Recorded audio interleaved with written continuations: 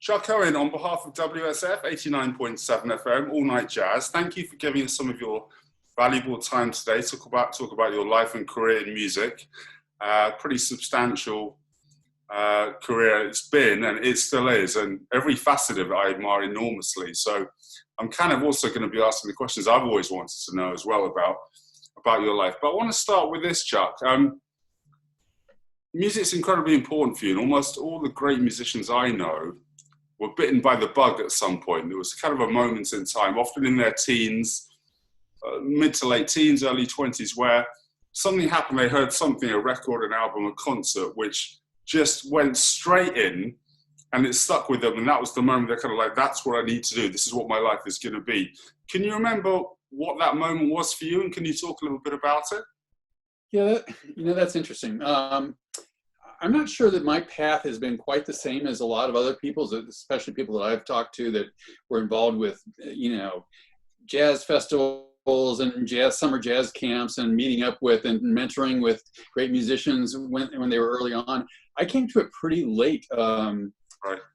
Even when I first went to college, I went to college as a pre-med major for a year, not as a music major.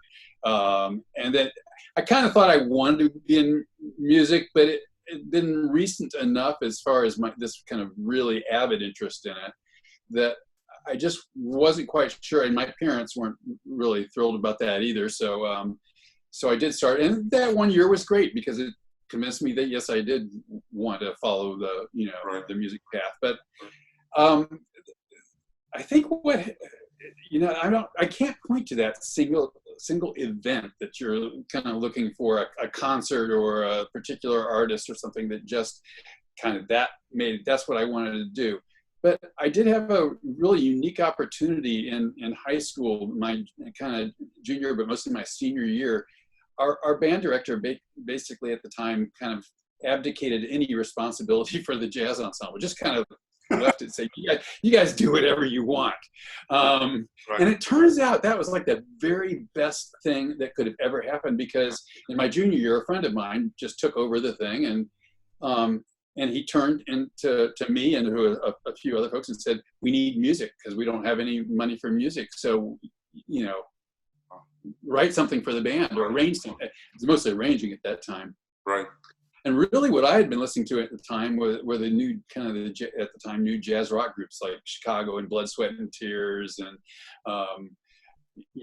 and along with things like Sly and the Family Stone. And it was more kind of jazz influenced pop and rock than it was really true jazz. Right. I had a little bit of experience and kind of very light experience in kind of like swing bands. My parents used to love listening to, the Dorsey Band and the Glenn Miller Band and Artie Shaw, and a bit of Ellington would sneak in there and all of that sort of thing too. But for the most part, it was really a very light background in true jazz. When I went off to college and really started studying, my eyes got opened. Right. But it was that years, and actually I did take over the high school big band my senior year and kind of was the director. So I started conducting as well as writing almost all of the music for it.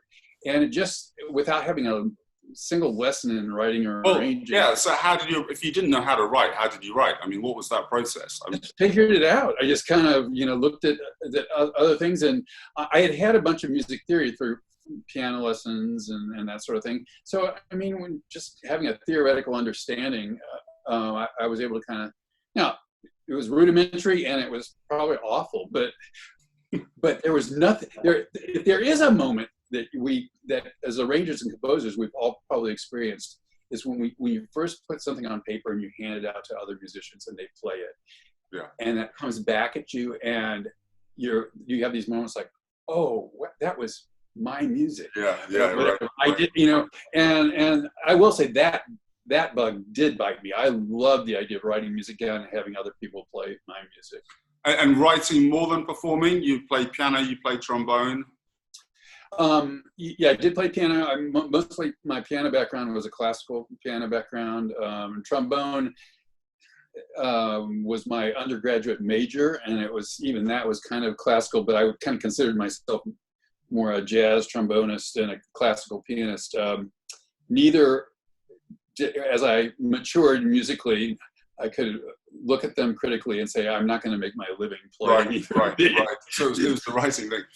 So if it wasn't preordained in the sense that, you know, you were saying you were quite a late starter, your parents certainly weren't musical, they weren't pushing you. I know your brother writes as well.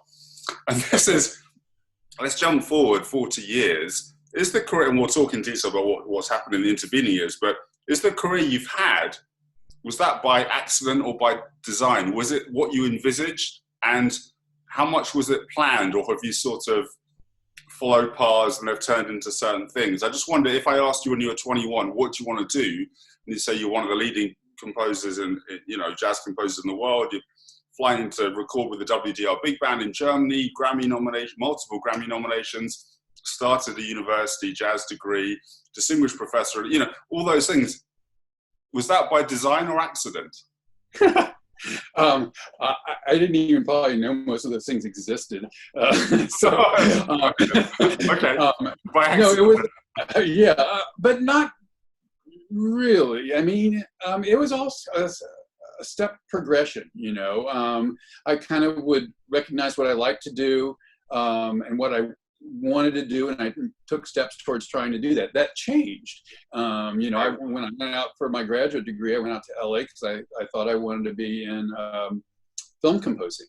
And so I was out there getting my master's, and then I got a chance to intern with Patrick Williams, a wonderful TV and film composer who unfortunately just passed away recently, and got a chance to do some writing. I was a part of this kind of ASCAP Film Composers Workshop and everything. And at the end of a couple of years there, what I realized, and it was about the time when the USF job opened up, is that I didn't like, I love film composing. I love the idea of composing. I didn't like the time frame of composing that most people working in TV had to deal with. And that was really the much more likely place I was going to be working. I was already doing a little bit of background stuff. It's incredibly frenetic, a pace of writing. It's turn it out. And I've never been a fast writer, and I don't particularly enjoy it. And that's maybe more to the point. It is, for me, the process of writing is not so much about turning it out, is what I enjoy about it, at least. It is not kind of, you know, turning it out to make a deadline. Deadlines are a reality, but what I like is trying to be creative. And so in recognizing that, and then in recognizing that I always love academia, the job at USF opened, and I thought, well, this was not what I had planned. I wasn't sure, actually, I wanted to even do it at that point in time. But you started the jazz program at USF. That was you, right? Yeah, they had a jazz band before I got here, but they didn't have any organized jazz program. So that was my task when I got here, is to kind of put that together. But did you have any connection at all with Central Florida, or was it just something you saw advertised and you took it? Yeah. Right. It was just something that was advertised, and I applied for it. There was a couple other jobs I applied for about the same time. Right. And when I got offered this, you know, actually one of the kind of the things was I wasn't sure I really wanted to move all the way across the country to Florida. I had no roots in Florida whatsoever, and I wasn't sure what really, you know, awaited me there. But the academic position seemed almost too good to be true, to be able to kind of to develop a program of my own, you know, envisioning. You don't get a chance to do that very much. And even at that young age, I recognized that was kind of a special opportunity. And it did seem to me as I visited that USF was kind of primed to grow in a really meaningful way. It was relatively young.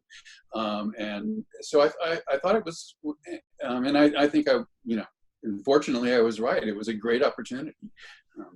So talk about, I mean, it's a really good segue to what I want to talk about next. And I want to try and kind of get you to open up about this as much as possible. Central Florida, the scene, we're in Tampa, Florida now. There's Orlando nearby, St. Petersburg, Sarasota. Typically, the journey for a jazz composer or musician, you know, it's the bright lights of the big city. It's New York City, or it's LA. And you talked about you didn't want the film thing, or it's London, or it's Chicago. But there's no doubting that Central Florida is not a jazz hub. have you ever reflected, I want to talk about you forming a big band down here and the impact that's had, but did you, or have you ever subsequently reflected on the fact that not what my career could have been had I gone to New York City, but there must be an element of, we're in a smaller town here, a smaller scene. There's some terrific players, and your albums are all world class, many of them Grammy nominated. But how have you dealt with that kind of like, well, I'm in Tampa, has there ever been any kind of regret that you didn't go to New York, or was that just out of the question? Or talk a little bit about, and also life gets in the way in terms of family and friends and kids, and your life has been down here for many years. But was there ever a kind of thing like, oh, if I just move north, then I don't know, did that thought ever enter your mind, and has it over the years? Oh, sure. I mean, yeah, that's why one of the reasons I went out to LA was I wanted to go to the kind of the big city, the big opportunities and all that. I did have, when I was out in LA, I had a great professional rehearsal band out there. We played some of the clubs, actually in tandem with Gordon Goodwin. Oh, wow. Cool. Yeah, well, yeah, it was Gordon's an old friend, and we put it together. We actually put a publishing company together at the time, right. But you couldn't have found two more disparate writers. The band almost got whiplash moving from my pieces to Gordon's and back. But a really nice thought. It's like, you want me to do what? Exactly. But it was fun. We had incredible players, and the thing was that a lot of times those guys would have a gig. They'd be playing John Williams' film session, or they'd get to sub on the Tonight Show or something like that. And we had a sub list a mile long, and that's what you get when you're in New York or LA or something like that. Someone drops out, and you just turn and grab the next person up, and there's not much of a qualitative difference. Yeah, right. There's just great players all over the place. As you pointed out, there are a lot of wonderful players in this area. Many more players than I expected when I first came here, and that I think that the area is giving credit for. However, it's not the same thing, and maybe even the bigger thing is the kind of industry opportunities, because there is a jazz industry, so to speak, of really just aren't here as they are, especially in the jazz scene in New York. And so there's no question, had I gone to New York right after LA instead of coming here, or had gone to New York instead of LA, honestly, I don't think I was ready. It's hard to say, but I really don't believe I was. And by the time I was ready, those things that you pointed about, I had a great job here that freed me up. And that's one of the most important things for me about my job is I've been able to say no to a bunch of writing or playing things that I just don't want to do. It just doesn't fit. Because I've got my paycheck, my house, my family is taken care of through my teaching. So that's a luxury. And I, as I kept in touch with a lot of friends who were in New York and in LA, and saw how they had to kind of sometimes, even though they're incredible players, scrape to pull together a life, and there's just trade-offs, and one's not necessarily better than the other. There are certainly some big disadvantages as a composer being located in this area. I have to kind of go an extra mile to get my music heard and distributed, and all the things that you want once you've spent all this time putting together a project. We can't play those great clubs that are in New York. I'd have to fly everybody up to New York. I mean, as it is, the people in New York kind of scuffle because there's no money in those clubs. Everybody just, kind of they do if they're available and they like doing it. So there's definitely challenges, but I actually have benefit from a lot of things that the people in those cities don't have. So you just have to look at it that way, and try and recognize where you're going to have some greater challenges and try and find workarounds for that. And I haven't always been able to do that, let me say, and that is a source of frustration at times. Sure. But in many cases you can. Let's come back to the big band. It's your vehicle of choice for your musical expression. You've certainly done orchestral stuff. There's some wonderful small group writing that you've done. but consistently over a 40-year writing career, you've written for big band.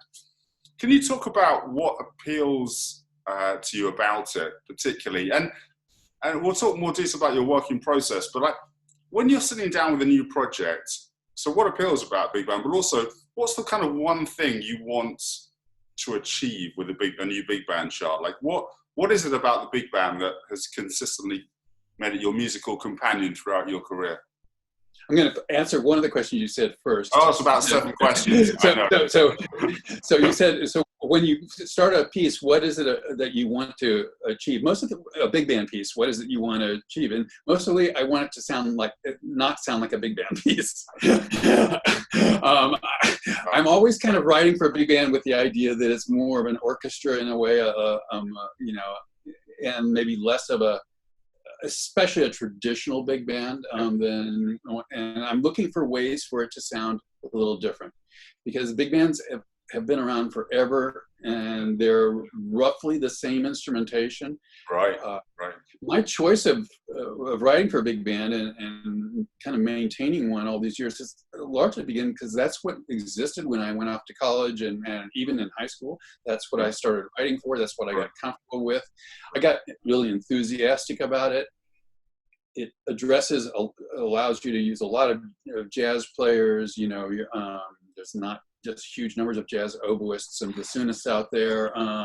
So it kind of works with my strengths. At the same time, it can be a kind of a limiting genre in many respects. And so I've just tried to kind of keep pushing at those limitations. I really love writing for big band. I love the fraternity of a big band. I love the fact that you get together with this group of people and you're all making music together. It's a really good size, you know. Not that you can fit everyone in the bar afterwards, but you can't fit a whole orchestra in the bar. I mean, that would be a big bar. Yeah, right. Exactly, and you've got a lot of colors to work with, particularly as the big band has kind of, I'll say, grown up, but this was true back in Ellington's day. I mean, you have all those woodwind doubles, you know, your alto saxophonist frequently plays flute and alto flute and clarinet. You know, your bass saxophonist plays contrabass clarinet and bass clarinet. Well, they do in your bands, yeah. Yeah. Well, I'm not alone with that. Yes, they do, and they gripe about it a lot. But so you got a lot of colors there with the different mutes you use in the brass. You can gain a lot of colors there. I have gone, as you know, I've done different things over the years to kind of eke out different colors, but with the band that I've had together for maybe the last 12 years or so, its violin has always been a chair in the band, which makes us fairly unique in that standpoint. I mean, we're not the only big band to ever use a violin. Again, Ellington used violin, but I think we're the only band that I know that has a regular chair and has for quite some time. Yeah. And I can't remember one of yours that hasn't got violin on. I mean, it's going back a way, isn't it? Yeah, I can't remember exactly. I think I introduced it on their third album, maybe, and then started using it more when Rob Thomas came in. I'm trying to remember when that was the fourth album when he came in or something like that. But it's been a while, and ever since I started using it kind of seriously, I just fell in love with it. And I really didn't expect that. Yeah. You know, but it opens so many doors for me as a composer, and I love the texture of it. Yeah. Yeah. I use 2 guitars. That's pretty unusual also for a big band. Every project, is it every project? Basically, since I started using the violin, I did the same thing with that. It was just a conscious decision to open up more colors. The second guitarist is pretty much predominantly, if not exclusively, an acoustic guitarist. Yeah. I'm going to have, and I have had Corey play on some solid body, some more rock guitar oriented stuff too, but mostly he's playing steel string and nylon string and dobros and things like that, which, you know, gives it also a folk flavor, but really just gives me a lot of colors to work with. Yeah, yeah. So that's how I kind of stretched the big band into, into things. And as you know, the last album I did, I ended up using myself on accordion and on hammered dulcimer as well. So. You formed Jazz Surge, your big band down here in Tampa. Was it 25 years ago, 20 years ago? Yeah. We formed it in 1995 and recorded our first album in 96. Okay. So if you go to Berkeley and the business music development managers come in and give a lecture about your career and social media, and I'm pretty sure that what they'll tell you not to do is the viability of forming a big band in terms of, that's the goal is to make money, that's for sure. Yeah. They won't go in the room and say, right, all of you students, what you need to do is form a big band that's just yours, that just plays your music. That's guaranteed financial success. So with that in mind, you formed it 25 years ago, and talk about the thinking behind doing that. It's been wonderfully successful. I mean, Grammy, most of your records have had some kind of Grammy nominations, your collaborations with Michael Brecker on his music, and, projects that have been hugely well respected the world over. Just talk about the forming of the band, and also then how you've managed to keep it together and the struggles maybe over the last 25 years.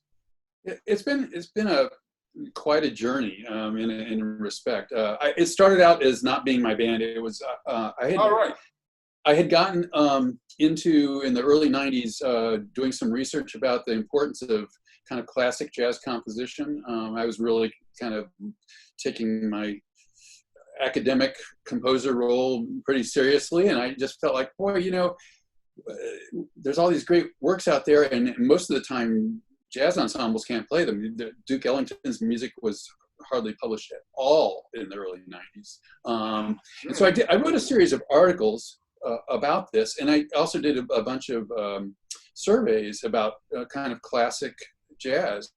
And when I say classic jazz, I mean especially the works that should be considered masterworks. Right. And I just found that there was very little unanimity of thinking on this. There wasn't a recognized kind of body of work.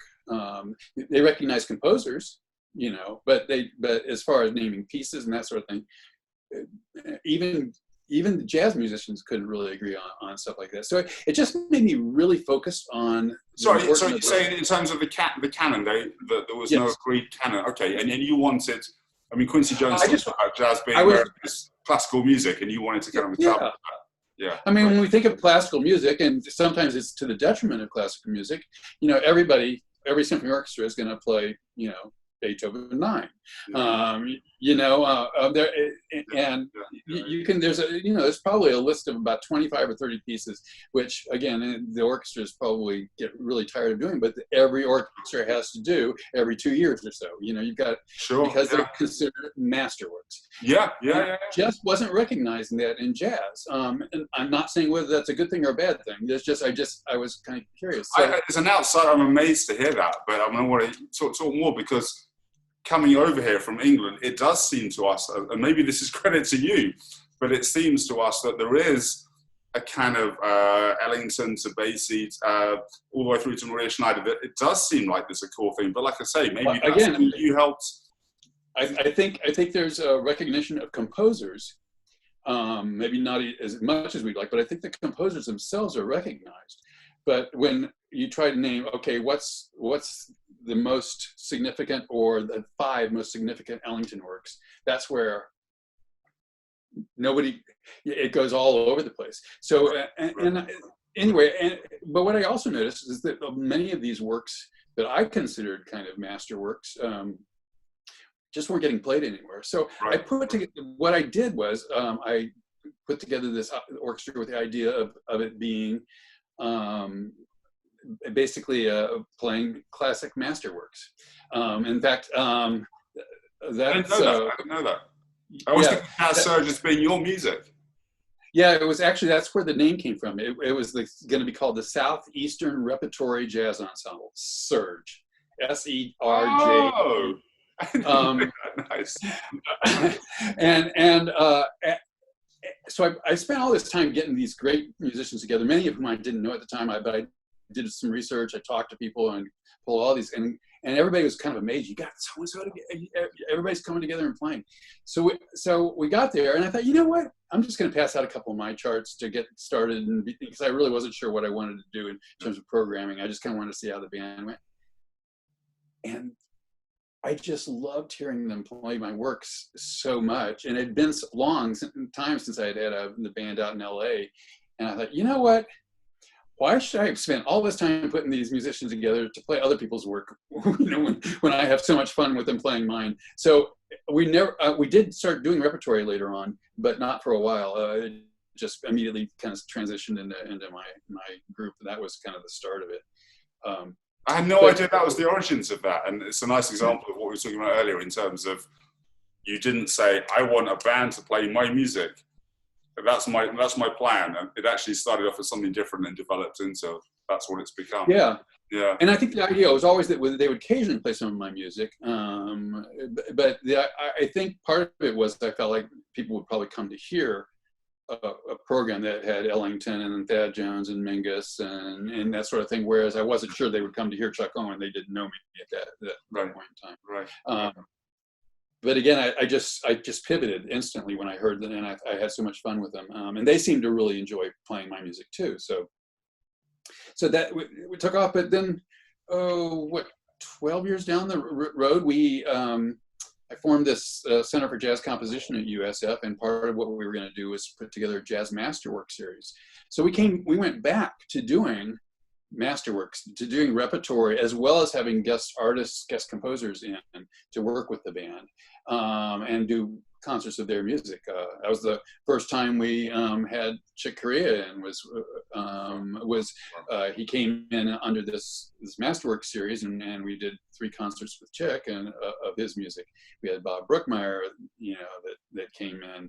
Actually, the list is astounding. It's about, I think, 35 major artists that came in and guested. Not all composers. Sometimes, like we did a Brazilian composers tribute, but it had Karen Allison come in and sing and do this. So it was a variety of different things. But during that time period, Serge was incredibly active. We were, playing about 35 to 40 dates a year. That may be including rehearsals. It was. And did they fund themselves? Did the ticket sales support the project? I mean, no. We were like a symphony orchestra. We had to get grants to make the thing. I mean, the ticket sales were an important part of it, but they didn't cover it entirely. Yeah. But we were able to get grants funding for it. It was really a great program, but it was exhausting, the amount of time it took. And again, it was one of these assessment things at the end of it.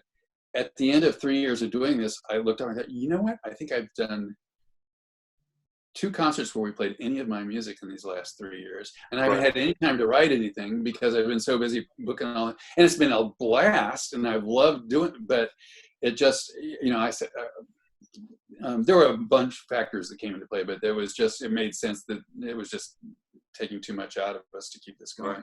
Right. It's really lovely and interesting to hear.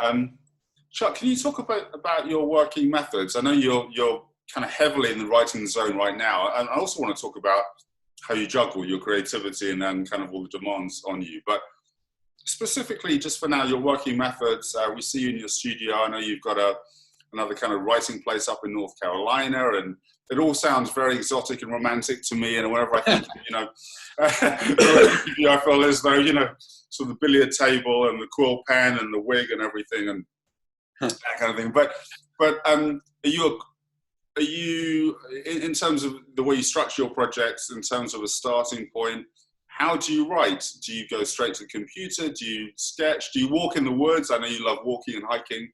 Just love to know how you start a new project. Because let me just throw in, because people who don't know, you have a very unique composing voice, and that's not something that comes overnight, and that's something that not everyone has either. Boy, it certainly didn't come overnight for me, that's for sure. Whatever I've got has been, and I think it constantly changes and morphs, which is good.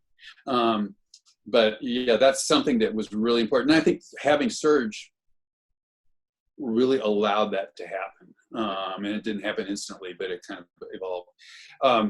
But no, my process is, I guess it changes a little bit. It's pretty conceptual at the start. I try and figure out, I like writing for album projects. That seems to give me, knowing that there's a recording session, that seems to give me a goal to shoot for.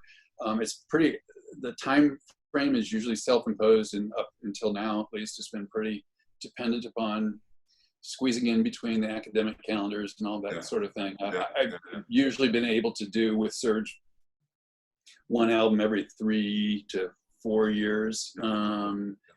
And some of that is finding time to write. Some of it is finding money to do the album, which is harder and harder and harder to do. But I start with a concept, and that helps define things. It also helps me kind of shift gears a little bit in terms of what I'm trying to write, which is, I found, really, it keeps me fresh. You know, it started with the Michael Brecker album, actually. Not that I didn't have kind of small, Comet's Tale. So that album was... you want to talk about that? I mean, it's an amazing story. I will. Yeah.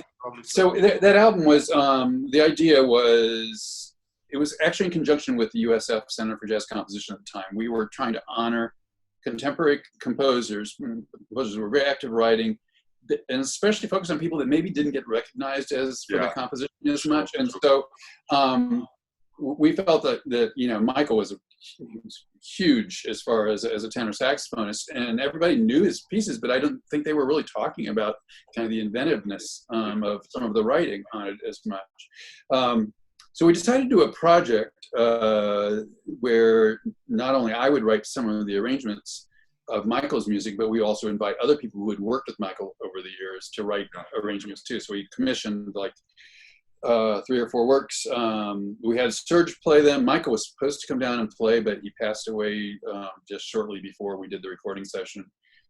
Actually, really, we had to reconfigure the whole thing because, you know, it was unexpected. Now, he had been in poor health, and we weren't sure that he'd really be able to do it anyway. But anyway, the concept behind that really made me think. I mean, I pulled in. We ended up pulling in a bunch of players to guest on it that had been associated with Michael, including his brother Randy and Joe Lovano and Gil Gold. No, not Gil. Actually, wasn't involved with it. David Liebman's on there, isn't he? Yeah. Liebman's on it. Mike Stern. I'm leaving people out, but Mike Manieri. There were a bunch of people involved with it. But it really felt to me like it had a core to it. You know, there was a reason that this was an album. It wasn't just a collection of individual pieces. It had a center to it, and I like that so much. So the next time I did a thing, this one was was fortunate enough to get a Guggenheim grant that allowed me to do this big, massive project I always wanted to do for kind of, it was an orchestral project, but with Jazz Serge right in the middle of the orchestra, and that was all focused around kind of my life as a river rafter and canoeist, and just basically someone who loves being around rivers. And so for that was there were some. It was not just that very visual thing, but there was also kind of some emotional tie-ins, some family tie-ins, and all that sort of thing.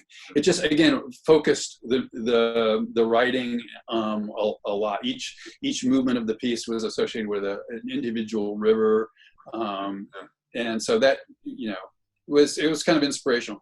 The last one I did was right around the time of the 2016 elections and all of that, and I wanted to just kind of think about what America was, and reflect on it, and it's specifically looking at what some of the things we associated with America, American icons, landmarks. I focused a lot on the cowboy image. That's Whispers on the Wind, right? That's Whispers on the Wind, yeah. So it's, and I used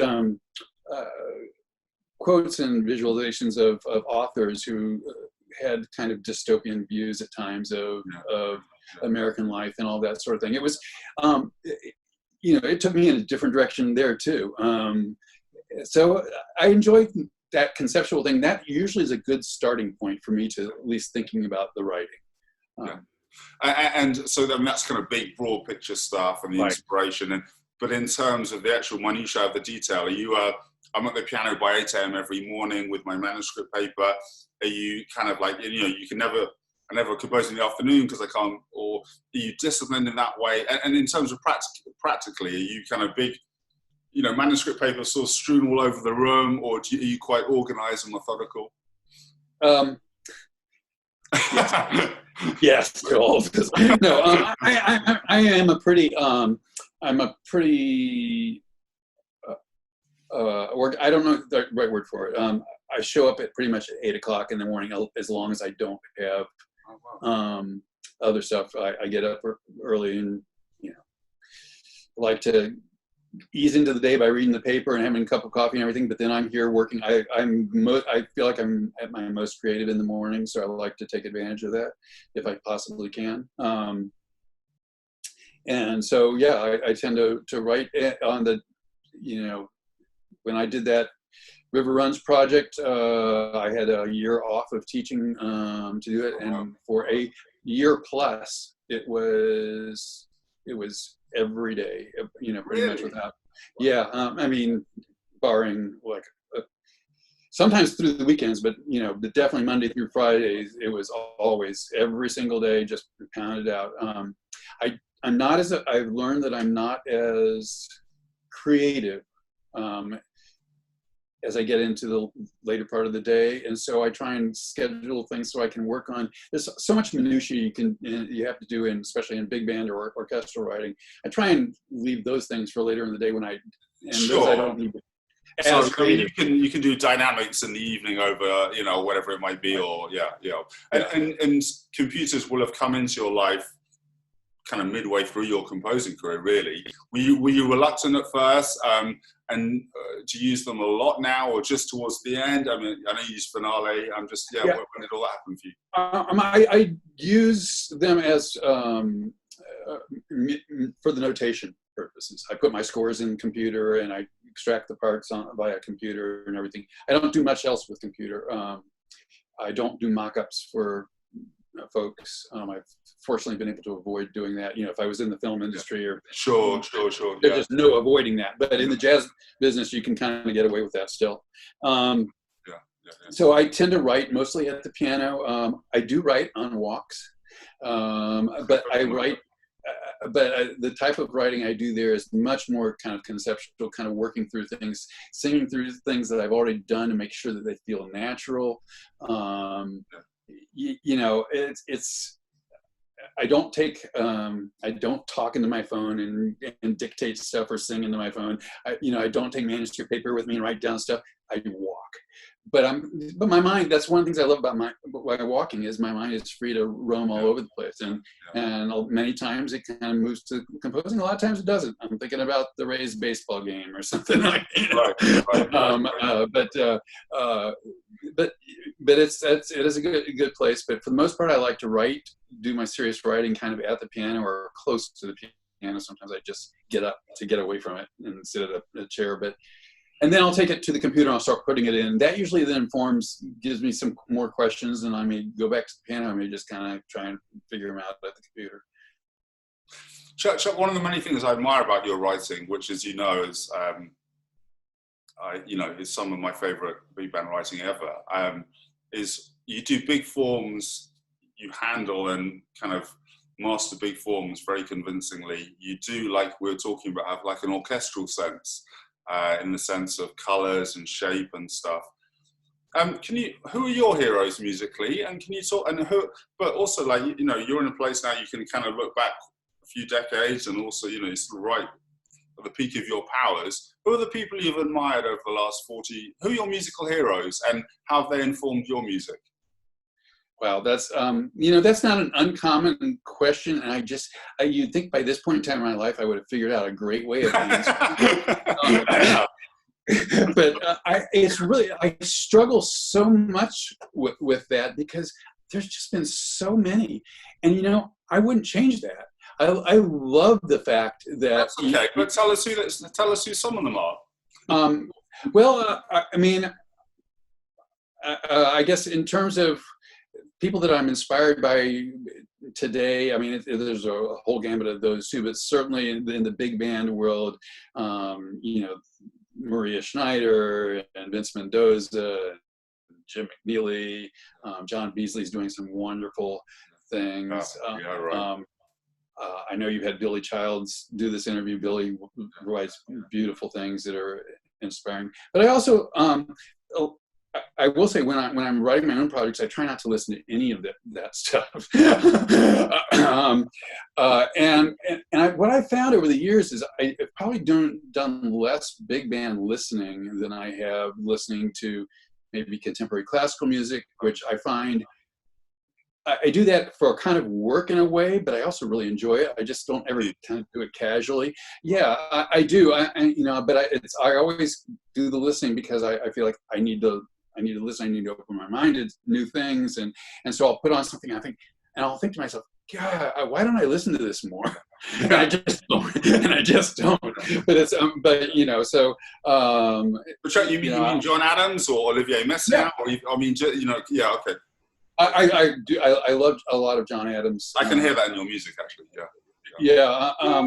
But it goes back. I mean, I got really inspired. I was a conducting major when I was a graduate student because they didn't have jazz studies degrees. So I got to study a bunch of scores then, and so I got to, and I kind of tried to insist on 20th century music. So I got to study Stravinsky and Prokofiev and Bartok, and I mean, I devoured a bunch of Bartok stuff, and it just so that I find that fascinating. I love, just to show you the other end of the spectrum, I love folk songwriters and just good songwriters, really intimate sort of music. I love small group jazz. I mean, Bill Evans and Keith Jarrett and Chick Corea and Herbie Hancock. They were, as a pianist, they were all so incredibly inspirational. And then later on, I kind of gravitated to Monk and things that I hadn't really maybe kind of grasped at first, or they didn't grab me at first, and then all of a sudden I found that Bill Frisell has been a major influence on me. Yeah. Pat Metheny, a bunch of guitarists. Yeah. So, and I don't know how to say that he's the one, or he's the one, or that's really honest. And one of the things that I really like how when you're in a writing project, you're not really listening to other stuff, and I think that's really valuable, and it can totally make sense. You'll do all your listening, and it might be Prokofiev and Bartok, which is nothing like what you're going to write, but your musical chops are kind of composing chops are working, and you put it all to bed and then you write, and you're not really listening to big band stuff whilst you're writing big band. I mean, that totally makes sense to me. Yeah. It's you come into contact with music one way or another. I mean, my son is in college right now, and he loves music, loves playing drums and everything, but he's into kind of metal. Heavy metal music and all. So I end up hearing a lot of heavy metal. I don't know a lot more about that than I ever thought I wanted to, or whatever. But, it's kind of interesting. Again, I can find value in that. When my daughters were really young, I used to listen to oodles of Debbie Gibson and all that sort of stuff. And when I first heard it, I go, "Oh my gosh, can't we listen to something?" I remember Debbie Gibson. Of all the names I thought we'd mention in this hour, I did not think Debbie Gibson would be. No, I realized that was kind of said for effect, but I just don't like kind of saying, "Oh, that stuff is is no good." I've found kind of enjoyment and value in almost all of it. Yeah, there's a lot of stuff that I won't turn on myself. Sure. But I should reassure our listeners that I think the metal, and you've always been an inquisitive person. I can see you being absorbed and interested in that, but it has not really seeped into your current big band writing. No. But I really do want to know this. Teaching's been a huge part of what you do. Around 40 years at USF. Distinguished, you know, you formed the program there. You conducted the big band there. Distinguished professor of music. I would love to know if you take some of the students from the early 80s, and full disclosure, I'm one of your current students. So, but in terms of what do you see between what you see from your students 35, 40 years ago and today, are there any global shifts? I love it. You know, one that strikes me is that I think very few of us write swing now. Not very few, but it's certainly swing was what jazz was, you know, at one point a long time ago. And now it's just one of the many colors rhythmically you'd use. But I'd love to know, you know, you, like I say, 35 years ago and then last year, any global changes between what you're seeing from your students? Boy, that's a tough one. I feel like there have been shifts between what people kind of wanted out of jazz and what they wanted out of degree. There was, I think the first when I first got here, they were just so kind of eager to be studying jazz, play the music. You know, there were some really good musicians. And it was very much done without concern for gigs, where I'm going with this or everything. It was just embracing the kind of the art of the music, so to speak. I think one of the things I've seen is this kind of gradual creep towards, sometimes maybe too early in a musician's. You've got to do this. I mean, I'm as you know, I always, one of the first things I say to grad students is, let's talk about what you want to do professionally, because I want to try and help that happen. You know, that's got to be part of mine or any professor's job, is to kind of look at the reality of the business and how you can make a living. But I don't think it drives the study of music. And yet I have seen over the years a number of folks, sometimes administrators as well as students, focus on, well, let's just train them for a job. They're going to go into the Army band, let's just train them to do that. They're going to do this. Right. Is that better or worse? Is that a good thing or not a good thing? I don't think that's a good thing at all. I think it's, if you train for any one, project or one type of career, that career is likely to change. Look at all the changes that have happened. As you pointed out, computers didn't exist when I was first started teaching. That came in. That's changed a whole lot of things. Look at the different, look at the only way of distributing music when I was first around was cassette tapes or LPs, and then CDs came out. That was mind blowing. And now CDs are just antiquated, and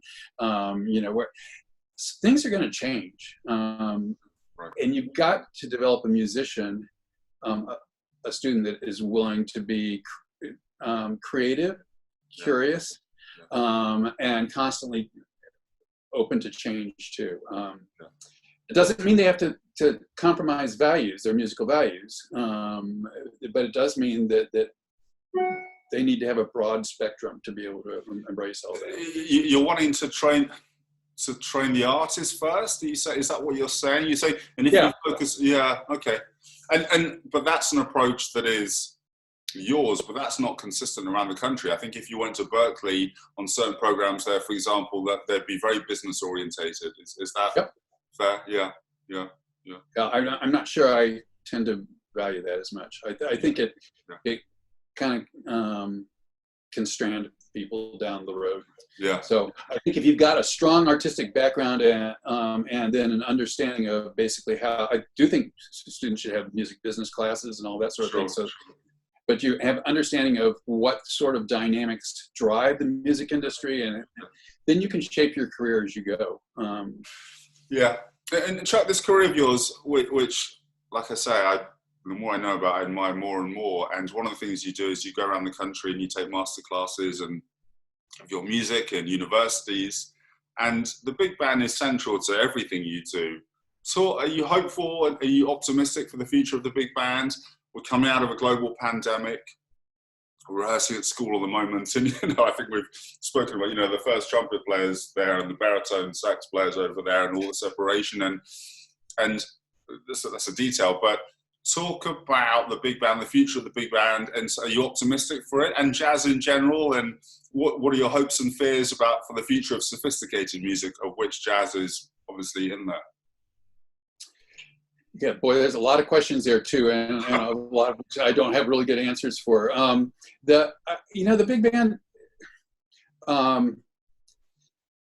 its utility has changed so much from when it first came out, really? And it was really used for not when you started with it, but when it first.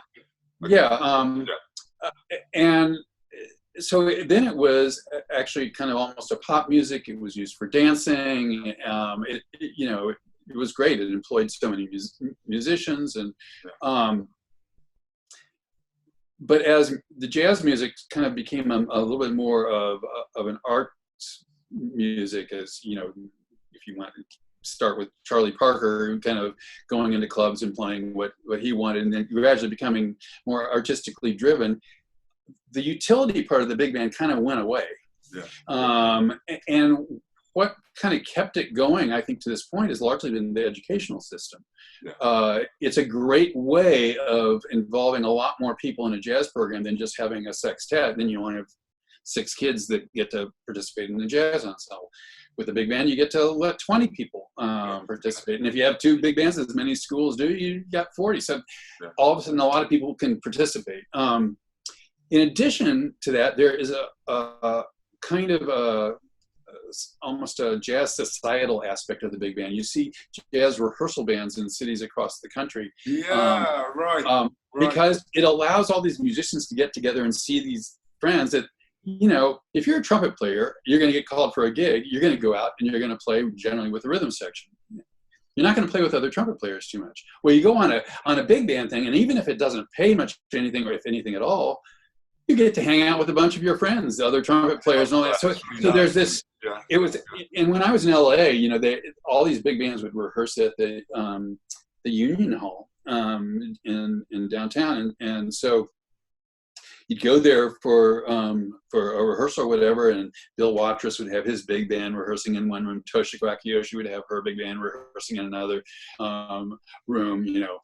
Bill Holman might have his band. It was, there's all these musicians, and it's a big hang, and guys are also, it's a great chance to be heard and get job offers and that sort of thing. So, and just to work on your reading and chops. So it's not really, I don't think it's being driven by the same things as before. Sure, right. But I'm not sure it's going to go away either. I think there's a lot of those factors are.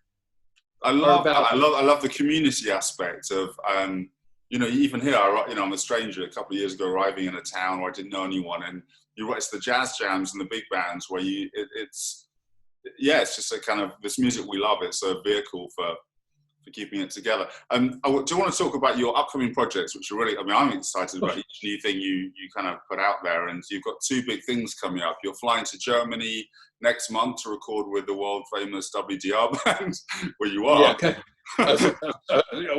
I'm still hoping I am. I'm hoping that the virus can.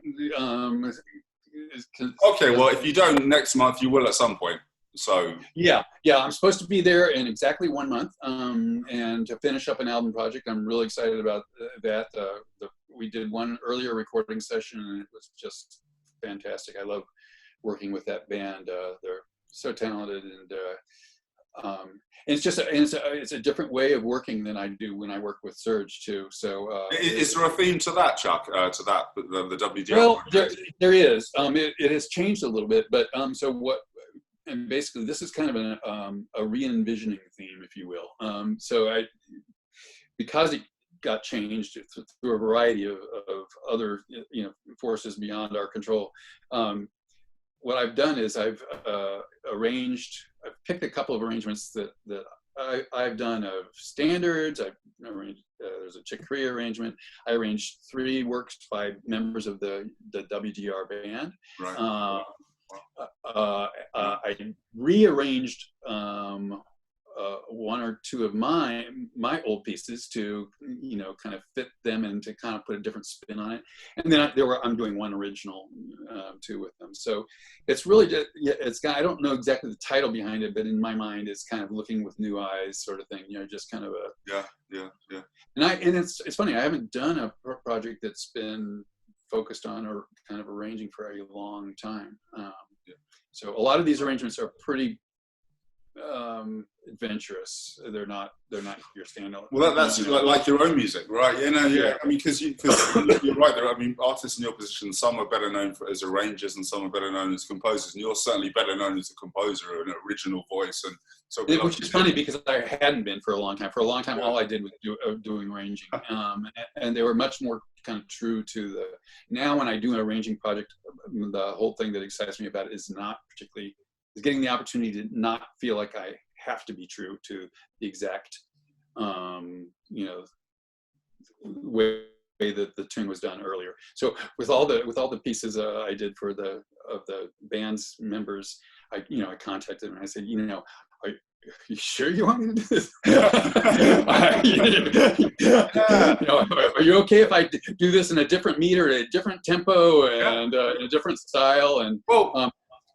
I mean, as a case in point, I mean, if listeners want to go, I mean, your arrangement of Beautiful Love, it kind of went viral on Facebook, and it's a stunning thing. It's got this atmosphere to it. But, you know, you have to ask yourself whether the world needs another kind of swing version of Beautiful Love, you know, in 4/4 at a medium tempo. I mean, arguably it doesn't, but I think we need people like you to breathe new life into the kind of standard repertoire. And I mean, so yeah, if listeners go to Facebook and put in Chuck Owen Beautiful Love, it's just magical, man. It's amazing. Yeah, and that was that recording that you hear was with WDR too. Even though I had originally written that one for Surge, they put it out on the Facebook thing. And that's what I like doing. I like trying to kind of transform it. So I get to be very creative, and yet I get to work with some beautiful tunes that, again, sometimes take me in different directions just because of the nature of them. And you've got a Surge project as well coming up? Yeah, the Surge project coming up in late May. This will be our 7th recording, and this is in celebration. The theme of this is really celebrating our 25th anniversary, but so I'm looking at kind of milestones and landmarks. And of course, the minute I thought of the word milestones, I thought, oh, that's got to be the title of the CD. And I can't put it as the title of the CD without actually doing an arrangement of milestones. Oh, wow. So you're doing that tune. That's amazing.